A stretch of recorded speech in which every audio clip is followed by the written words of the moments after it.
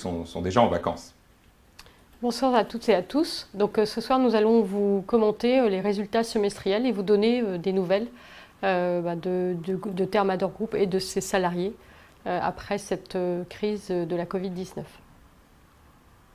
Alors comme l'a dit Patricia, nous allons commencer par nos équipes qui sont maintenant, qui représentent maintenant 669 personnes en forte croissance depuis l'année dernière. Alors bien évidemment, il y a l'effet croissance externe puisque les personnes de Distrilabo et de Thermacome représentent 56 âmes, mais également des personnes qui nous ont rejoints parce que les filiales continuent à croire en l'avenir, continuent à avoir des projets et donc continuent à recruter. Et nous les laissons faire parce que nous estimons que c'est important pour l'avenir. Et quand je parle d'avenir, je parle de 5-10 ans. Alors la bonne nouvelle en sortie de crise, c'est que, enfin sortie, au jour d'aujourd'hui, parce qu'on ne sait pas trop quand on sortira de cette crise, pour l'instant on va dire qu'on est sorti de la tempête. La bonne nouvelle, c'est que nous n'avons pas eu de malades graves. Nous avons eu quelques malades, nous avons été assez inquiets, et notamment en Espagne, mais pas de malades graves dans le groupe Thermador. Alors c'est dû à la discipline de nos salariés, aux mesures sanitaires qui ont été mises en place, au télétravail. C'est vrai que quand cette crise a commencé, ça a été l'angoisse de certains dirigeants et de moi-même de dire pourvu qu'aucun de nos salariés tombe malade gravement. Ça aurait été vraiment dommageable. Beaucoup d'implications de la part de nos équipes. Je dis toujours que la principale force du groupe Thermador est représentée par son personnel et ça s'est révélé particulièrement vrai dans ces circonstances. De l'implication, de la réactivité, du professionnalisme et dans cette crise, beaucoup de courage et notamment de la part des personnes qui sont venues travailler physiquement en logistique lorsque la majorité des entreprises étaient fermées. Je me rappelle tout de même que les 2 premières semaines de cette crise, quasiment tout le monde avait déserté les entreprises, les routes étaient vides, on se croyait vraiment dans une situation quasiment de guerre nucléaire. Donc il fallait quand même avoir du courage pour venir travailler. Donc merci à ces équipes. Du courage également à tous nos salariés actionnaires, parce que vous l'avez suivi, nous avons fait une augmentation de capital à hauteur de 1%, et c'est nos salariés qui ont fait cette augmentation de capital, et ils n'ont pas tremblé au moment de le faire, alors que le cours de l'action avait sérieusement dévissé. Ils ont même investi 2 850 000 euros, alors, dans de très bonnes conditions, puisqu'il s'agit d'une opération qui est liée à la loi Pacte, avec une décote de 40%, et des contraintes, puisqu'ils sont dans l'obligation de garder ces titres 10 ans. Mais tout de même, c'est un montant qui est très significatif, 2 850 000 euros, dans des circonstances extrêmement difficiles. Donc merci pour ce courage, je dirais, des salariés actionnaires. C'est une preuve de confiance. Je rajouterais, Guillaume, qu'il y a une participation importante de la part des sociétés, puisque dans les 2,8 millions, il y a eu quand même un apport de l'employeur qui était à hauteur d'à peu près de 1,4 million. Donc c'est toujours quelque chose qu'on a amené dans le groupe. Donc dans le cadre de cette opération, il y a eu les décotes de 40% plus l'abondement supplémentaire. Voilà. Je voulais juste cette petite précision. Patricia est très au courant de cette opération, puisque c'est elle qui est aux manettes opérationnelles avec Jean-François Bonnefond, et puis nous avons nos 2 salariés qui sont également au conseil de surveillance. Ensuite, comment nous avons géré cette crise au niveau de nos équipes? Je dirais nous avons utilisé tous les moyens possibles, donc le télétravail qui a été beaucoup utilisé, les équipes alternées pour éviter qu'elles soient trop proches les unes des autres, enfin que les personnes soient trop proches les unes des autres, et particulièrement en logistique. Nous avons ajusté les congés pour être prêts à faire face à des forts volumes au mois de juin. C'est exactement ce qui s'est passé.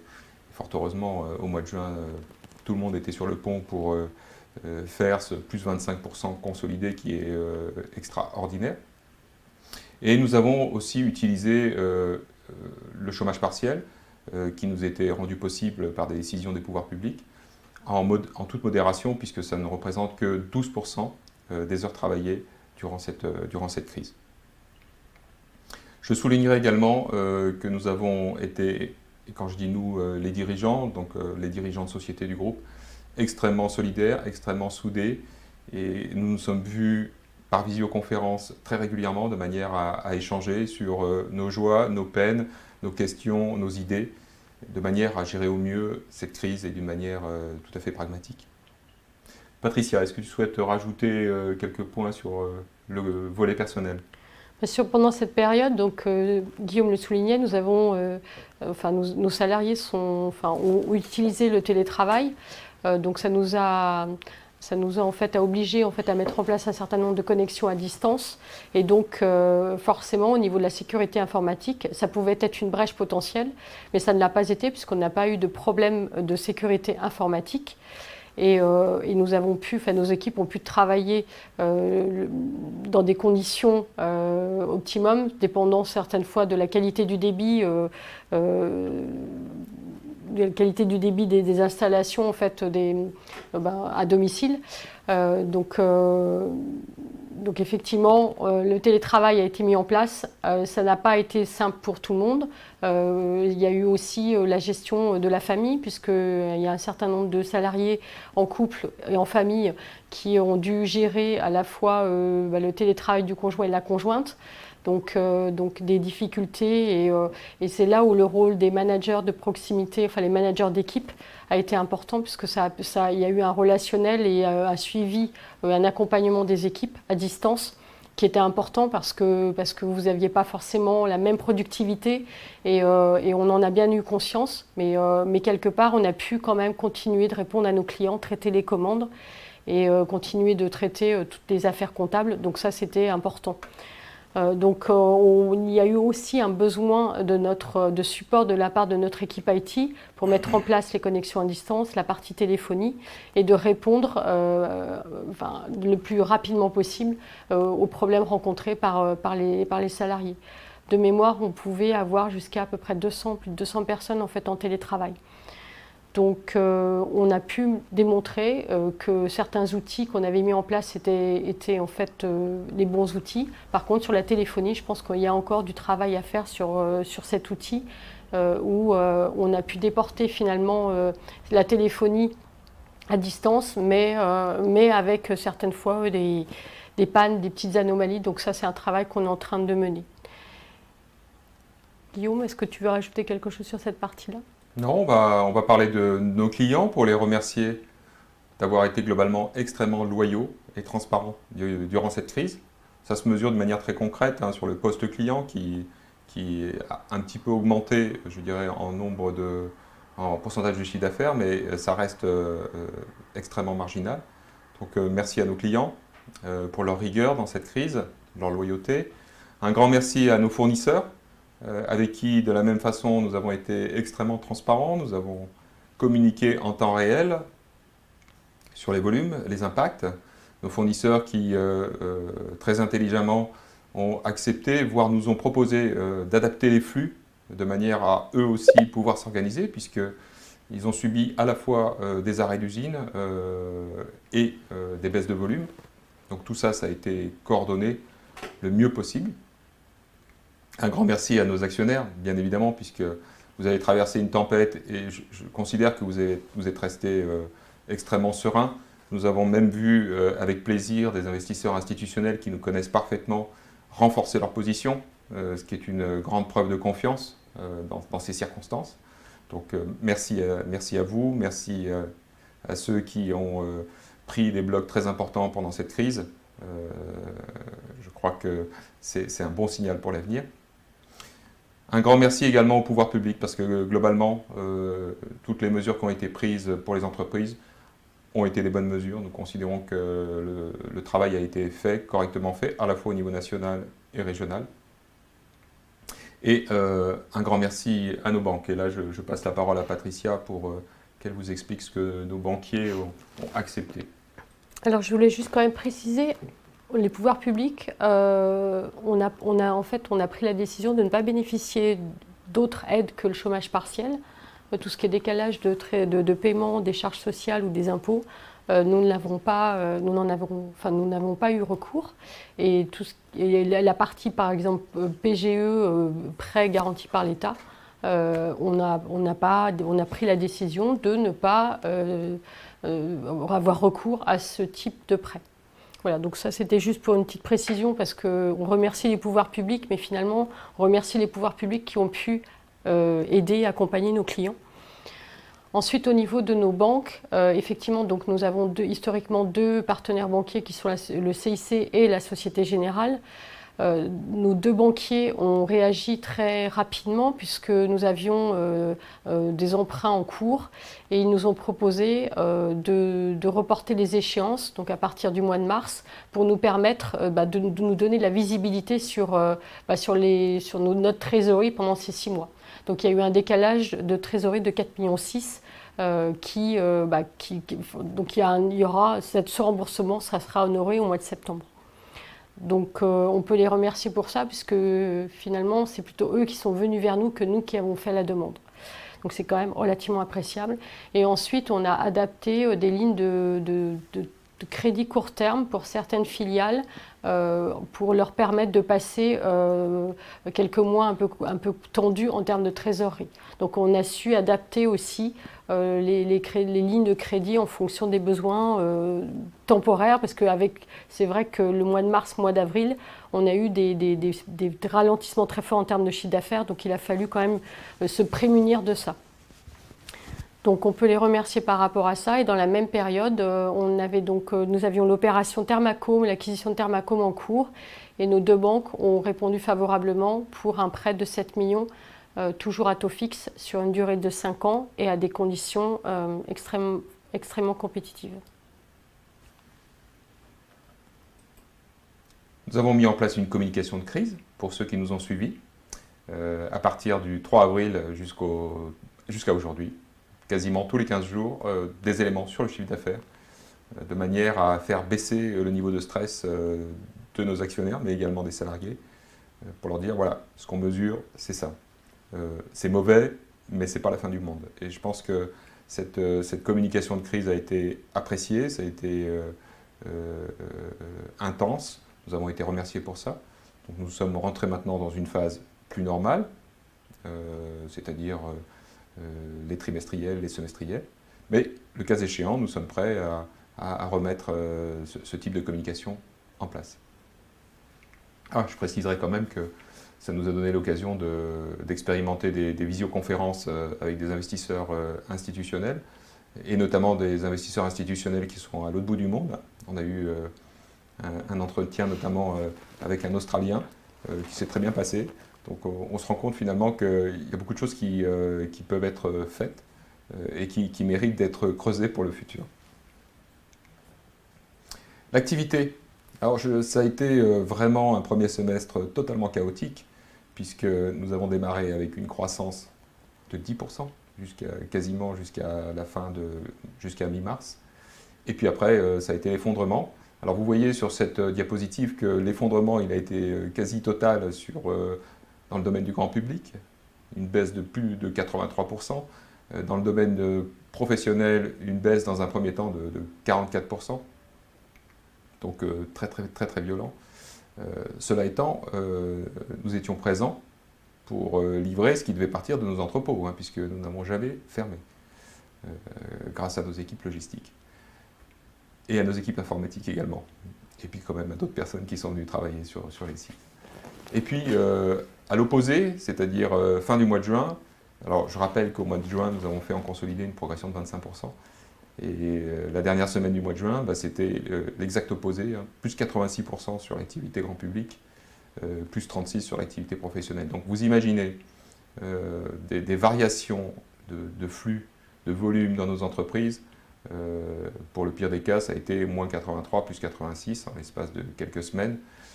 Vous imaginez la difficulté qui a été affrontée par nos équipes, nos salariés. On peut les remercier puisque un certain nombre d'équipes sont venues travailler le samedi. On fait des heures supplémentaires. On a adapté le travail en équipe en 2-8, ce qui dans le groupe Thermador, je pense, ne s'était jamais vu. Donc quand on remercie nos équipes par rapport à la période de Covid où il y a eu une adaptation, mais c'est vrai que lors du redémarrage, il y a eu aussi une adaptation au niveau des horaires et ça, on peut les remercier parce que sans cela, on n'aurait pas pu faire les 25% au mois de juin ou pas en fait avec un niveau de qualité de service suffisant.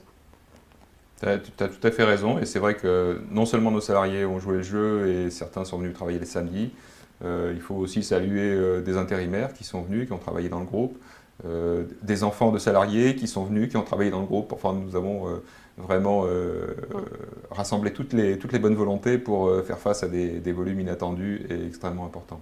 Donc au final, nous terminons ce semestre avec une baisse organique uniquement de 4,3%, ce qu'on estime être une bonne performance, sachant que nous avons fait plus 0,6 au premier trimestre.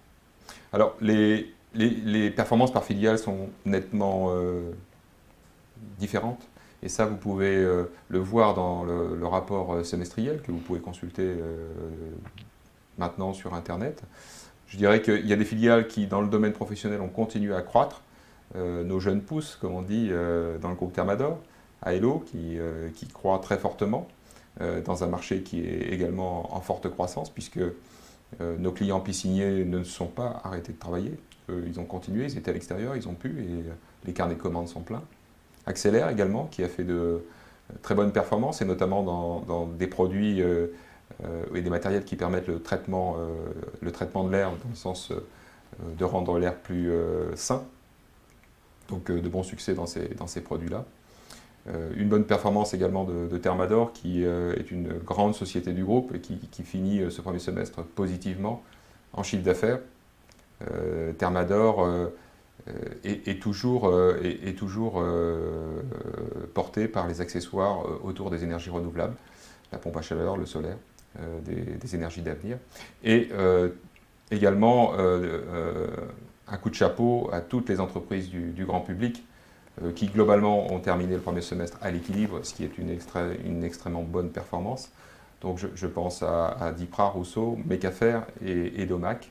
Là aussi, des performances en chiffre d'affaires qui sont, je dirais, meilleures que le marché, largement meilleures.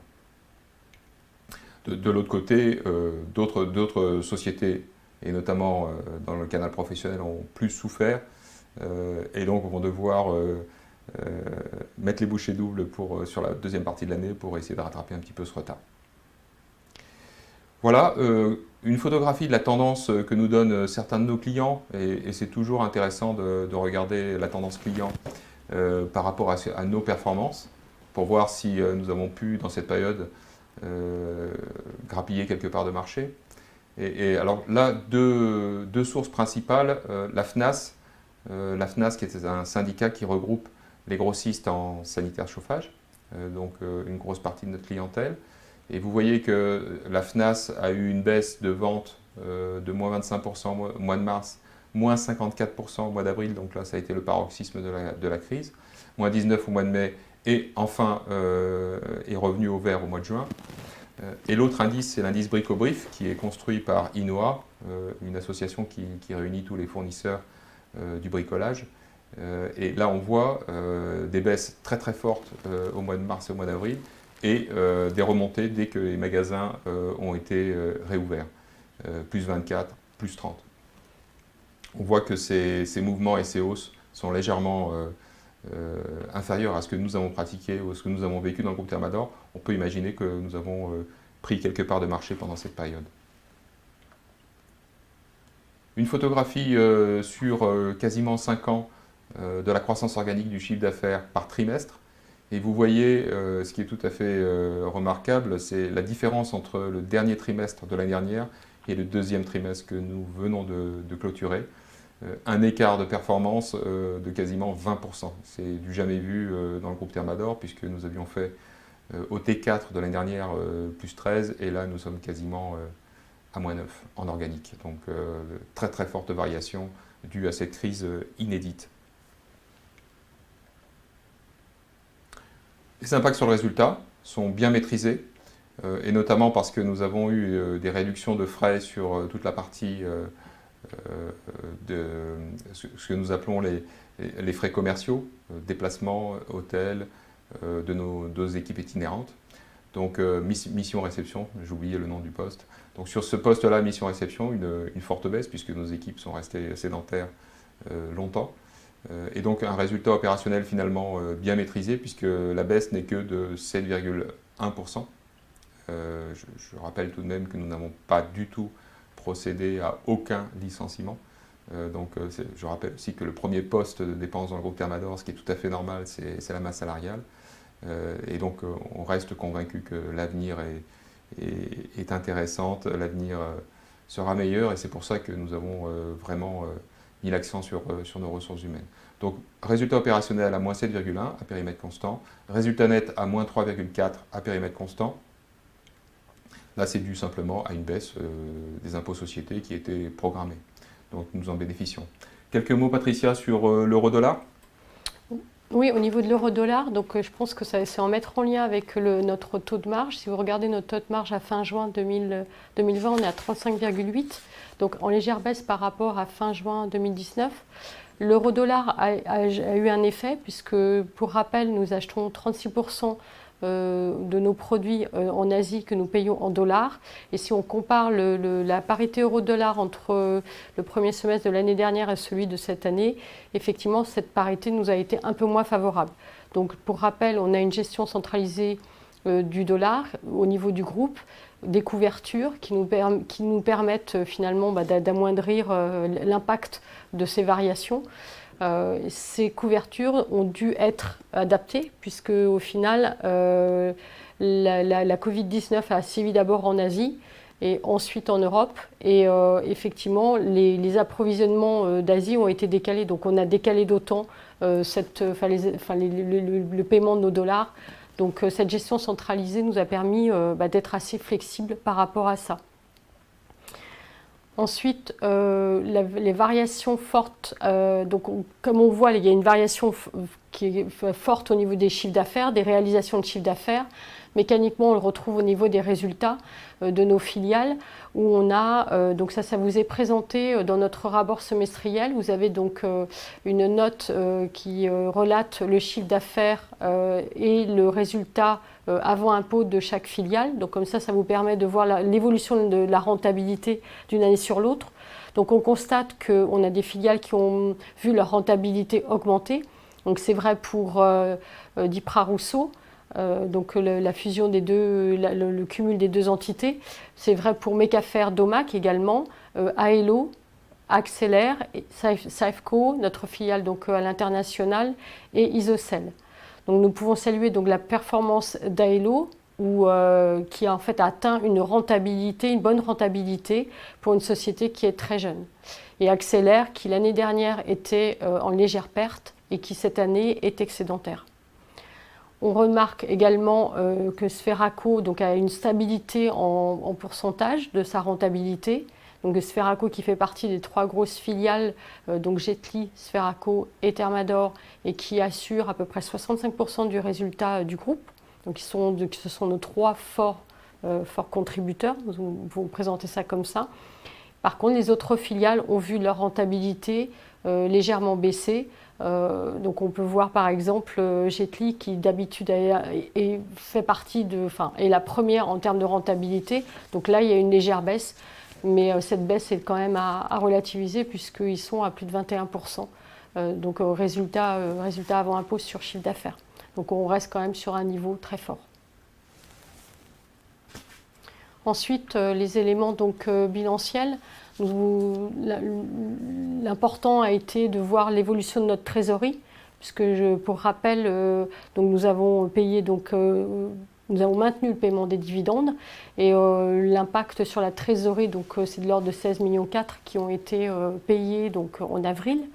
Donc ce paiement-là a impacté la trésorerie. Ensuite, l'activité, le coup de frein au niveau de l'activité des encaissements clients a eu aussi un impact. La décision de maintenir des programmes d'achat ou d'adapter au mieux les programmes d'achat auprès de nos fournisseurs a impacté également.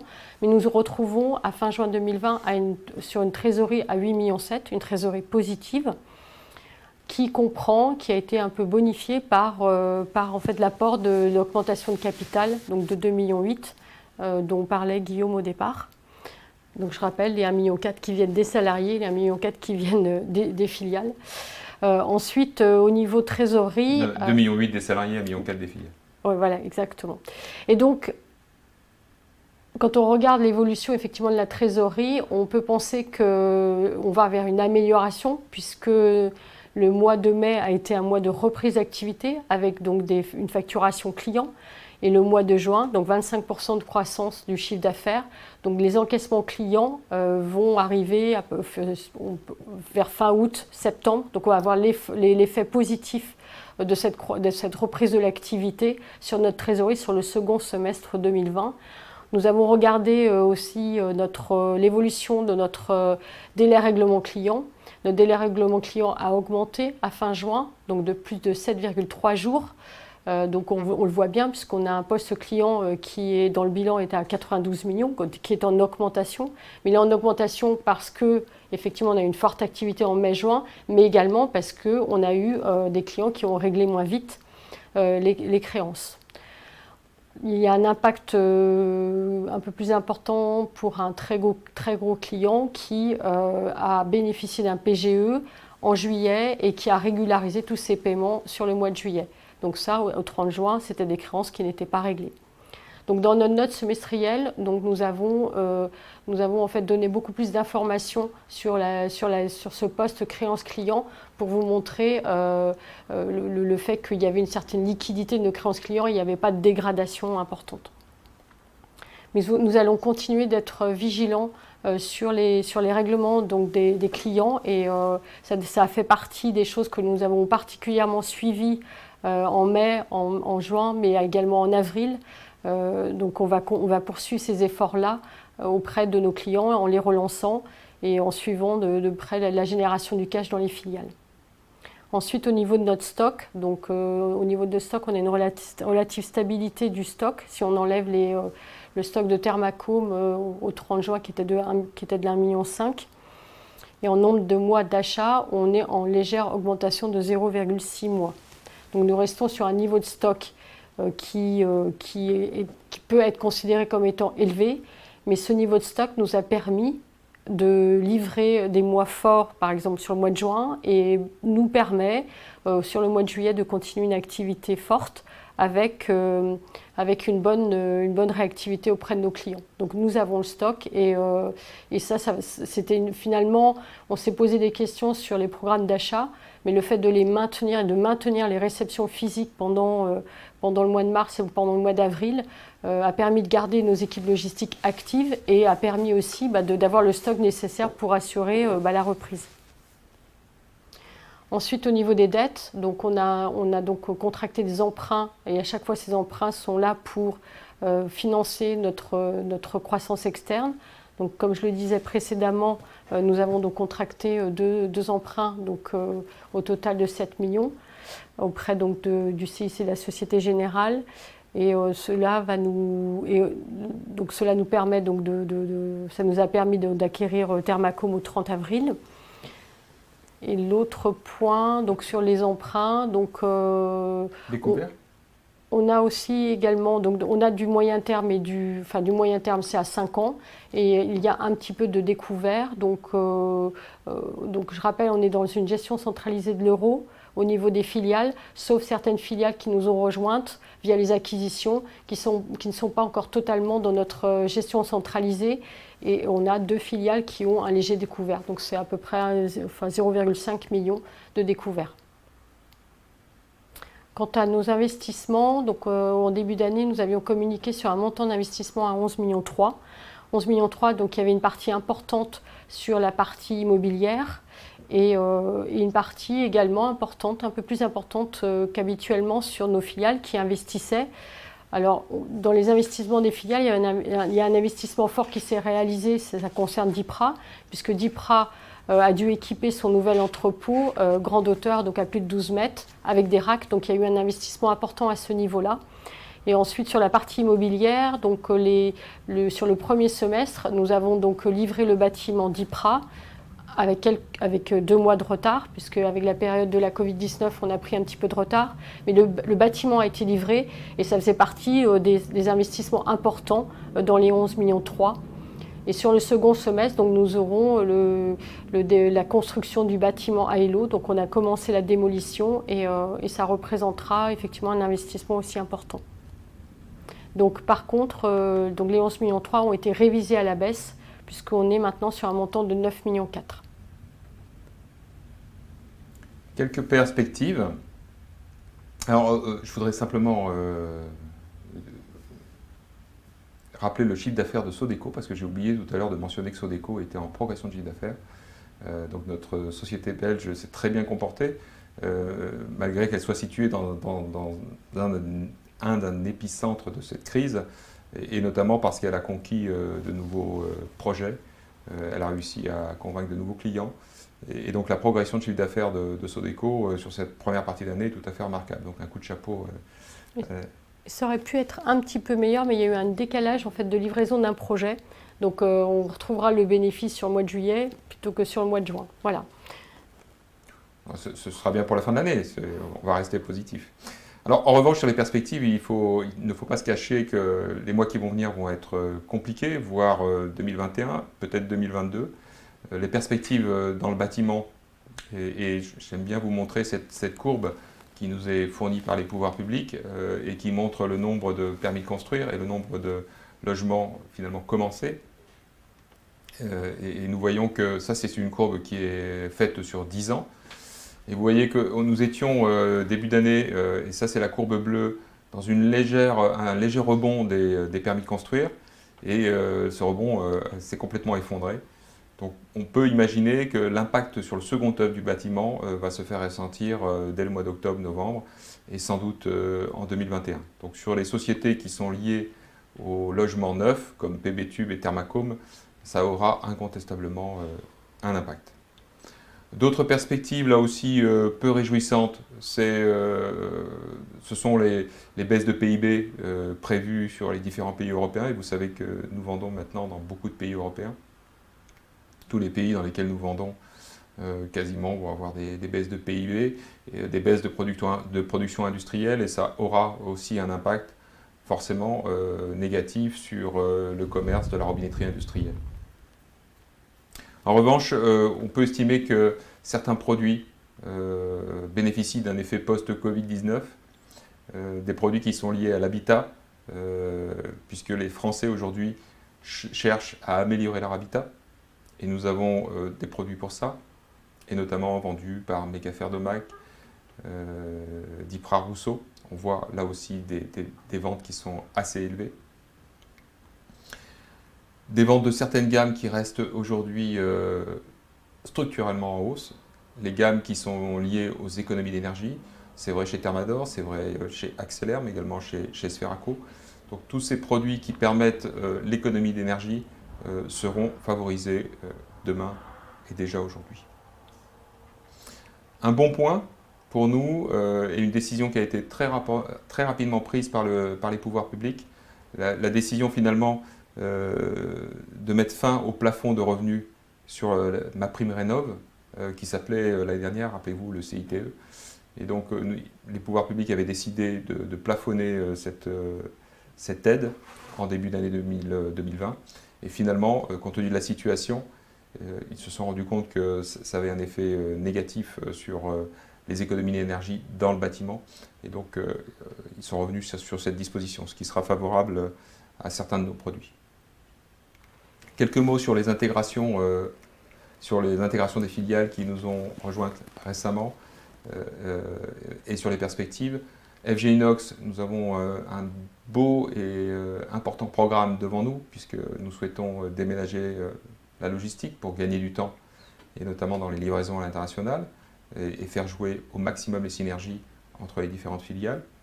Nous souhaitons également homogénéiser le système d'information pour doter FG Inox du système d'information du groupe, changer le site internet de FG Inox, et donc un beau programme opérationnel dans les mois qui viennent pour FG Inox. Dipra Rousseau, après un déménagement qui a été extrêmement difficile pour Dipra, puisque en plus des moins 80, plus 80, du Covid-19, de la Covid-19, du télétravail, Dipra a déménagé pendant cette période. Donc encore une fois, et tout particulièrement sur les équipes de Dipra qui ont vraiment, qui se sont montrées très courageuses, merci pour leur implication, puisque toutes les bonnes volontés ont été présentes pour assurer la logistique, y compris les commerciaux. C'était vraiment très remarquable. Donc pour Dipra, le déménagement fait, Maintenant, on a toujours en ligne de mire la fusion des deux entreprises, qui sera pilotée par Laure Empereur, avec dans le même temps la fusion des systèmes d'information, donc des gros projets structurants et des synergies qui doivent se mettre en place dans les mois qui viennent. Distrilabo, donc cette société alsacienne qui nous a rejoint le 31 décembre. L'intégration se passe bien, puisque nous avons affaire à des dirigeants et à des équipes qui sont finalement contentes de nous rejoindre. Et on voit que la collaboration est extrêmement fluide et bonne. Deux objectifs principaux avant la fin de l'année, mettre en place les synergies commerciales, et c'est déjà en cours, puisque nous souhaitons doter toutes nos filiales des meilleurs produits et faire profiter nos filiales de l'expertise de Distrilabo, voire faire grandir aussi également les gammes de Distrilabo à terme. Mais également, nous sommes vigilants sur la transmission, puisque Laurence et Denis Straub quitteront l'entreprise à la fin du mois de septembre pour Laurence et à la fin de l'année pour Denis. Et donc, il faut que les jeunes qui sont dans l'entreprise soient prêts le 1er janvier à prendre le relais. Donc, la transmission est en cours et nous avons tout à fait confiance en Anne-Sophie et Florian pour relever ce challenge. Et enfin, le projet ambitieux de rapprocher les entreprises PB Tube et Thermacome. Alors la bonne nouvelle, mais ça c'est pas une surprise, c'est que les deux dirigeants des deux sociétés s'entendent parfaitement. J'ai pu remarquer en participant à certaines réunions que le niveau d'expertise des deux entreprises se complète. Donc nous arrivons à un niveau de connaissance des marchés que nous souhaitons aborder, à un niveau de compétence qui est très élevé. Donc je dirais que la phase actuelle, qui est une phase de réflexion, de stratégie, et consiste à surtout rassembler les équipes. Donc nous souhaitons, et c'est le vœu de Eric et de Florent Kieffer, Eric mentionne et Florent Kieffer, nous souhaitons associer les équipes à cette stratégie, à ces objectifs, pour avoir fin d'année des idées très claires sur les actions à mener. Donc beaucoup de projets, beaucoup d'idées, et la certitude d'être présent sur ces marchés, notamment sur des marchés d'avenir, puisque nous nous intéressons très fortement au plafond rayonnant, qui est une solution d'avenir pour le chauffage, mais également pour le rafraîchissement des bâtiments. Quand on dit rassemblement, on a quand même la préservation des deux sites. Oui, aujourd'hui, on n'a pas du tout l'intention de fusionner les entreprises. S'il faut fusionner les entreprises plus tard, on le fera, mais ce n'est pas du tout un objectif à court terme. L'objectif à court et moyen terme, c'est de bien faire fonctionner ces deux entreprises, faire en sorte que les offres se complètent, faire jouer des synergies achats, offrir au marché les produits qui sont attendus. Voilà tout ce que nous devons faire dans les 3 années qui viennent. Voilà, on va conclure cette présentation sans diapositive pour parler d'innovation dans la gouvernance. Alors vous le savez, nous sommes très vigilants dans le groupe Thermador sur ces sujets-là. Et notamment, nous organisons tous les ans, au sein du conseil d'administration, un vote formel confirmé qu'une personne, directeur général ou PDG du groupe et également administrateur, est dans la capacité de prendre la succession du dirigeant en cas d'accident ou d'incapacité. Jusqu'à présent, c'était Jean-François Bonnefond qui était désigné pour éventuellement me remplacer si c'était nécessaire. Alors l'événement de l'année prochaine, c'est que Jean-François a décidé de partir à la retraite, une retraite bien méritée comme on dit, classiquement, et donc il faut trouver une personne capable de le remplacer et éventuellement capable de remplacer le dirigeant ou la dirigeante du groupe. Et donc pour ce faire, en toute logique, le directeur général du groupe a la possibilité de proposer un DG délégué au conseil d'administration. Le conseil d'administration a la possibilité de l'accepter ou de le refuser. Mais c'est le pouvoir du DG de faire cette proposition. Et nous avons souhaité innover et faire travailler tous les dirigeants du groupe à cette proposition, à cette réflexion, et également les administrateurs. Donc dans un premier temps, nous avons construit un profil, je dirais, idéal ou idoine, en disant voilà le profil de cette personne. Et dans un deuxième temps, nous avons réuni le COMEX pour procéder à ce qu'on appelle un conclave. Donc là, rien d'innovant puisque nous avons copié des pratiques qui sont utilisées dans certaines congrégations religieuses, vous le savez. Et finalement, c'est au bout de 3 tours, une majorité nette s'est dégagée en faveur de Lionel Monroe. Lionel Monroe, qui dirige avec succès Safeco depuis 2006 ou 2007. Et qui est au conseil de gérance également de Sodeco. Puisque... Conseil de gérance de Sodeco, qui est très impliqué dans le groupe Thermador, et qui a beaucoup œuvré au développement international du groupe Thermador. Il travaille aussi sur la partie transport, qui avait pris la suite après Hervé Le Guillerme sur en fait, le travail de négociation et de gestion de la relation avec nos transporteurs. Donc nous sommes revenus auprès du conseil d'administration avec ce résultat en disant voilà, chers administrateurs, les dirigeants du groupe se sont réunis en conclave et on vous propose collégialement la candidature de Lionel Monroe en tant que DG délégué, mais également potentiellement dirigeant du groupe si le dirigeant actuel venait à avoir une défaillance. Et donc ça a été voté à l'unanimité. Et donc Lionel a été nommé DG délégué avec prise d'effet juste après l'Assemblée générale de l'année prochaine, qui sera physiquement tenue, j'en suis sûr, pour remplacer Jean-François.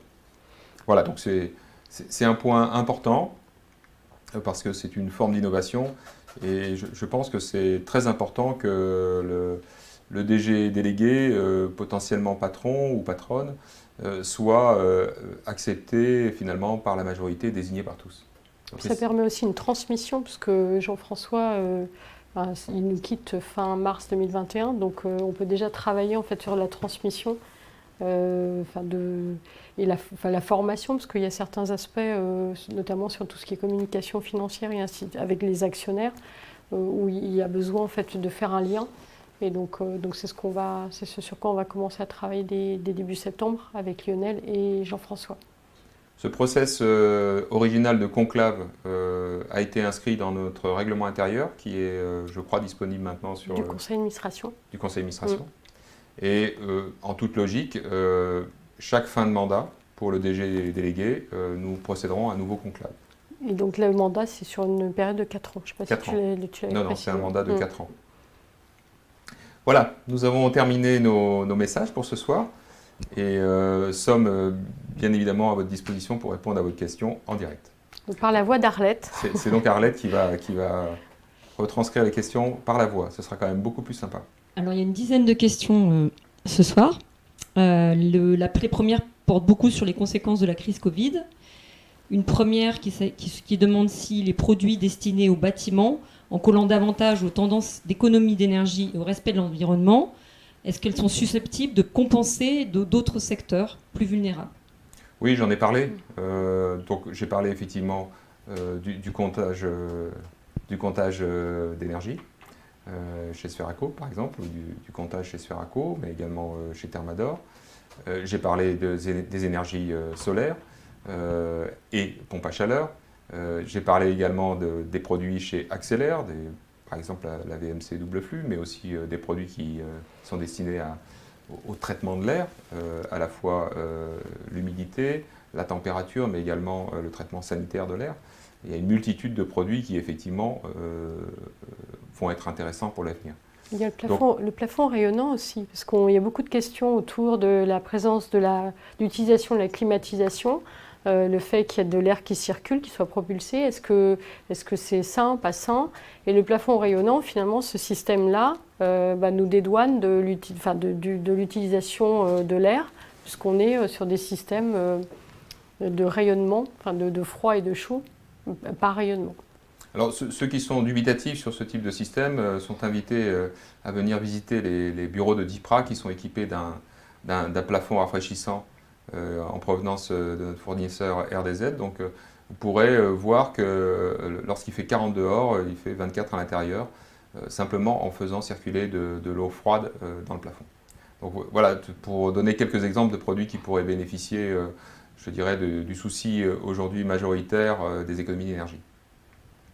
Donc, toujours sur les marchés et ce qui peut se passer aujourd'hui, c'est est-ce que les tendances sur le marché de l'immobilier neuf et les risques d'attentisme qui découlent, sur la rénovation et sur le bricolage, retour à la normale après effet rattrapage pour le second semestre. Quelles sont les tendances que vous voyez sur le marché immobilier neuf, la rénovation, le bricolage, sachant que là il y a eu des effets rattrapage, est-ce que vous pensez que ça va continuer et que ça va être aussi... Non, très clairement, on ne va pas faire plus de 25% tous les mois jusqu'à la fin de l'année. Cet effet rattrapage va s'arrêter à un moment donné, parce que même si les Français ont beaucoup épargné, même si les Français s'occupent de plus en plus de leur logement, ils ne pourront pas comme ça dépenser sans fin. Nous sommes quand même face à une montée du chômage aussi, donc certains Français vont être dans la difficulté. Donc côté grand public, je pense que nous devrions avoir une deuxième partie d'année qui sera convenable, mais il ne faut pas s'attendre non plus à des miracles. Et l'effet rattrapage, à un moment donné, va s'estomper.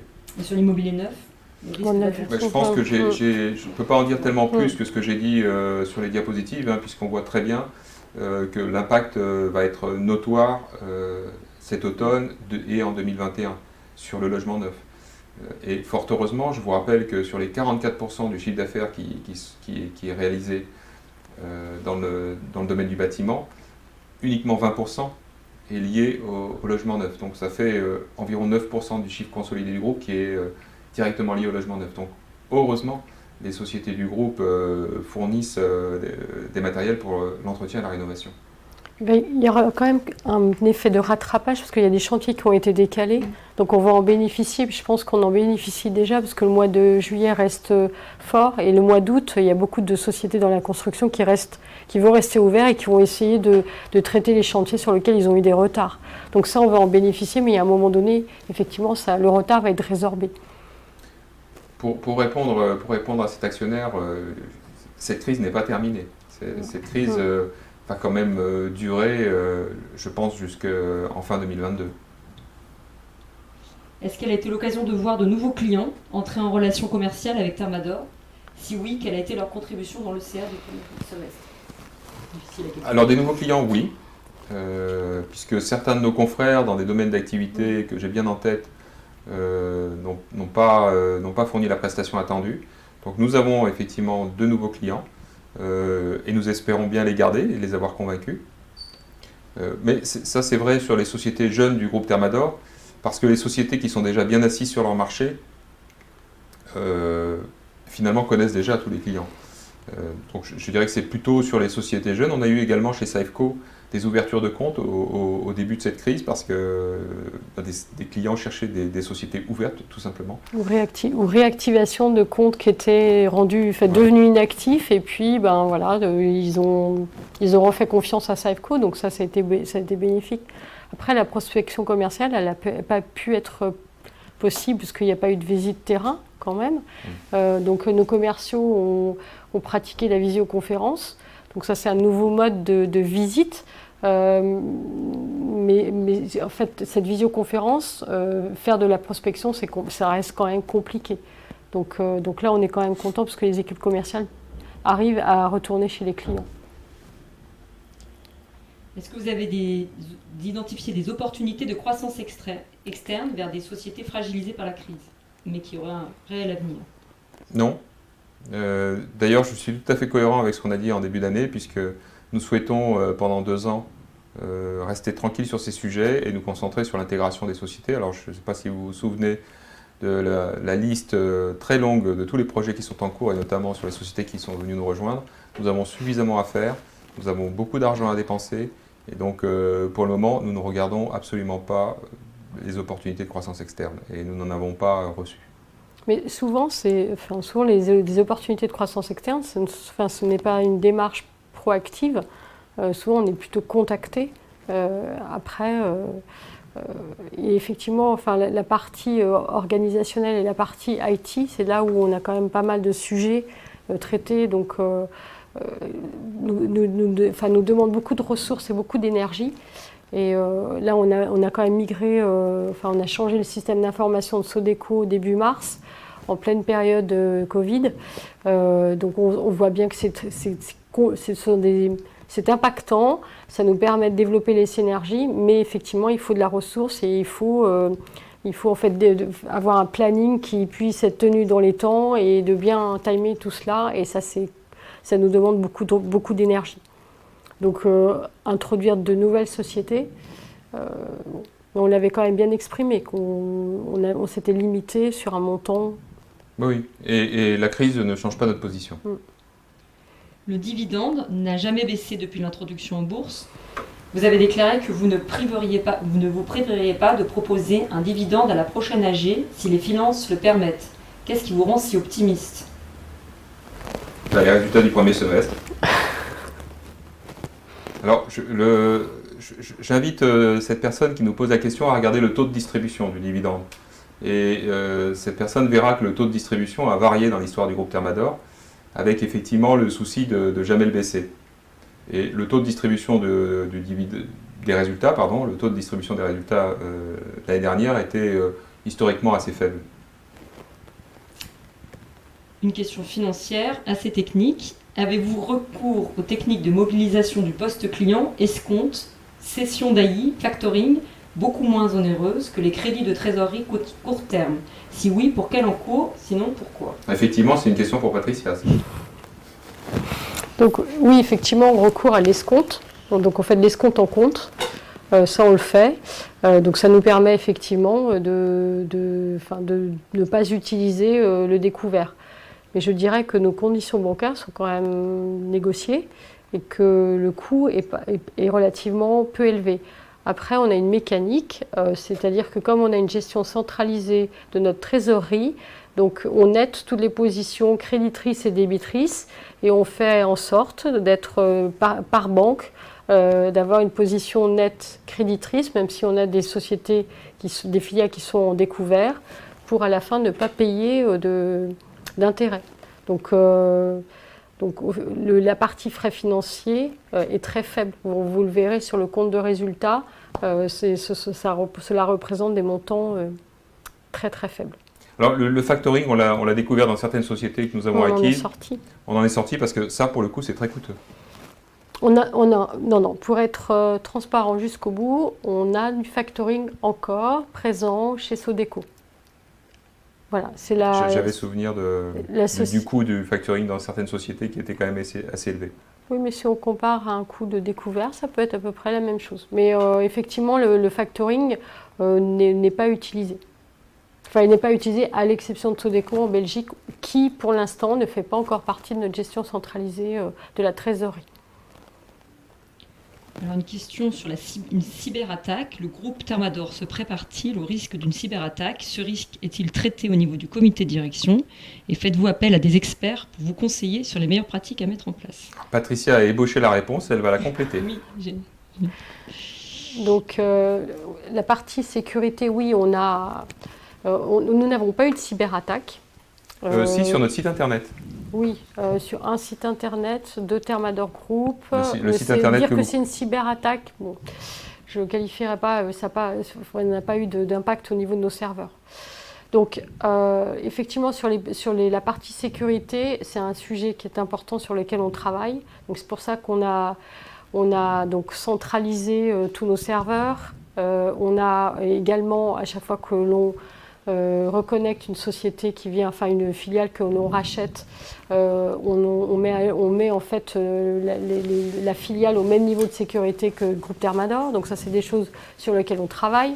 Tout ce qui est pare-feu, c'est également révisé. On a on a changé énormément de matériel informatique pour avoir du matériel informatique récent. Ça représentait à peu près 250 nouveaux ordinateurs qu'on a rachetés pour avoir des versions d'Office à jour. Donc tout ça, c'est des choses qu'on a faites. La prochaine étape, c'est en septembre de lancer un audit en fait, de sécurité informatique, puisque les connexions à distance, elles ont été ouvertes. Le télétravail on peut, si la crise revient, on peut très bien y recourir, mais dans certaines filiales, ils ont décidé effectivement de proposer le télétravail à leurs salariés. Donc on aura des connexions à distance de façon permanente, ouverte. Et là, on doit en fait se prémunir de toute attaque possible. Donc pour répondre aussi plus précisément à la question, oui, c'est un sujet qui est traité au niveau de la direction du groupe. Oui, c'est un souci permanent. Et on est challengé par le comité d'audit par rapport à ça, puisqu'on a effectivement on fait un rapport détaillé sur toutes nos procédures informatiques, et on a à nouveau eu des questions lors du dernier comité d'audit sur comment on gère quand un salarié part, est-ce qu'on lui coupe bien sa connexion ou pas. C'est des sujets traités au quotidien. Et on utilise forcément des experts, puisque dans certains domaines, même si notre équipe IT, maintenant composée de 6 personnes, est compétente, il faut qu'on ait recours à des gens qui sont experts dans leur domaine. Donc sur la partie, tout ce qui est gestion des boîtes mail, les serveurs de mail, ça fait partie des choses à gérer. Et on a ouvert un site e-commerce pour sectoriel, donc qui est en ligne. Donc à nouveau, là, ça ouvre des portes. Et donc en termes de sécurité, on doit prendre des mesures. On doit continuer de prendre des mesures. Donc au mois de septembre, tu vas louer les services de hackers pour tester notre service, notre résistance. On va inviter des gens qui vont rentrer dans nos filiales et qui vont voir s'ils peuvent ouvrir un ordinateur de façon anonyme. Donc avis aux salariés qui laissent leur mot de passe sous le PC, je les invite quand même à faire très attention. Parce que au mois de septembre, il va y avoir des personnes qui vont circuler pour justement voir si c'est facile de hacker. Mais on fera un compte rendu, on expliquera les tentatives qui ont réussi et celles qui ont échoué. On sera transparent sur le sujet. Une question RH. Donc, Thermador a été pionnier dans la publication des rémunérations de ses salariés. Pourquoi procédez-vous à cet exercice par filiale et non à l'échelle du groupe ? Parce que d'une manière opérationnelle, c'est juste pas possible. Imaginez comment ça se passe dans les filiales. C'est la mise au tableau d'un nombre de salaires. Donc jusqu'à 70 salaires, on peut imaginer que c'est possible de mettre au tableau 70 salaires et que c'est visible et intelligible. Si on rassemble tous les salariés dans un amphi et qu'on met 669 salaires au tableau, ça sera juste impossible à faire. Donc c'est simplement une question pragmatique, comment fait-on ? Et on reste sur des pratiques à l'échelle de sociétés de petite taille.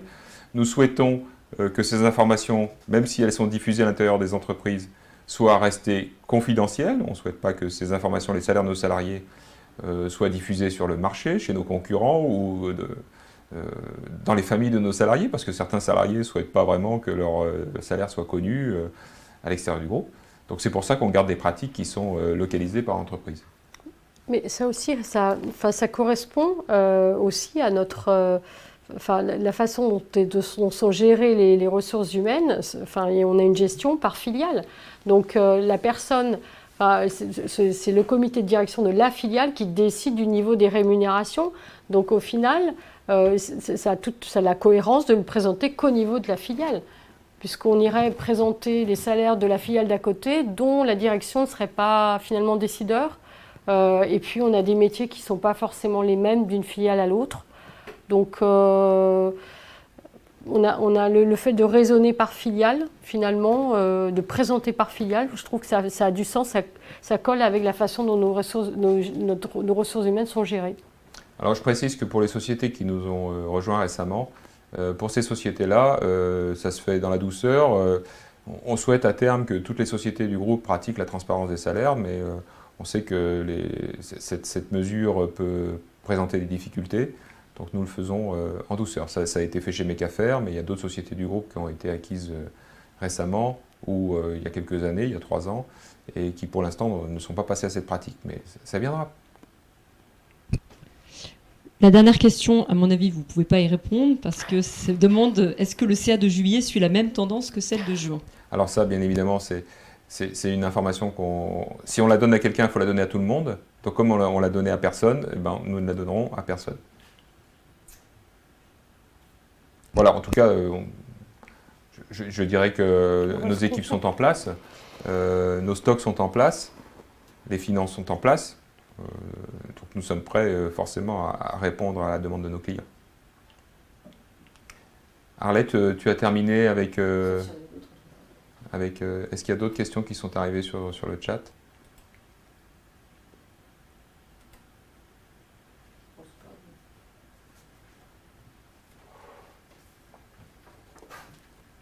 Ah, On voit le dos d'Arlette.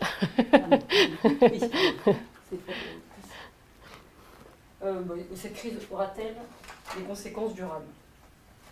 Parce qu'on y a répondu. alors, Cette crise aura-t-elle des conséquences durables? oui, cette crise, elle va avoir des conséquences durables sur les organisations, hein, puisque ça nous a fait faire... je vois toujours dans les crises et les moments difficiles les opportunités. Et finalement, cette crise nous a fait faire des pas de géant dans un certain nombre de domaines. Et donc, dans nos façons de travailler, nos organisations, cette crise, il y aura l'avant-Covid et l'après-Covid, je pense réellement. Après, au niveau économique, c'est très difficile à dire. La précédente crise financière, rappelez-vous, nous avons mis quasiment 2 ans à nous en remettre, entre guillemets, hein, je dirais, quand on parle des marchés.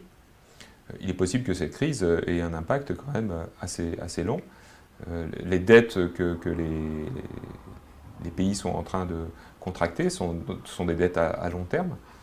Donc oui, cette crise va avoir des conséquences durables. Après, on va essayer, nous, en tant qu'entreprise, d'être flexible, réactif, attentif pour continuer à se développer dans un environnement qui aura changé. Bon, et bien écoutez, je vous remercie vraiment chaleureusement d'avoir consacré une partie de votre soirée ou de vos vacances pour nous écouter. Nous sommes bien entendu toujours ouverts pour les questions que vous pouvez poser au travers de la boîte mail qui vous est réservée, actionnaire au pluriel @thermador-group.fr. Je vous invite à consulter le rapport semestriel qui a été concocté par Adeline et Patricia avec soin.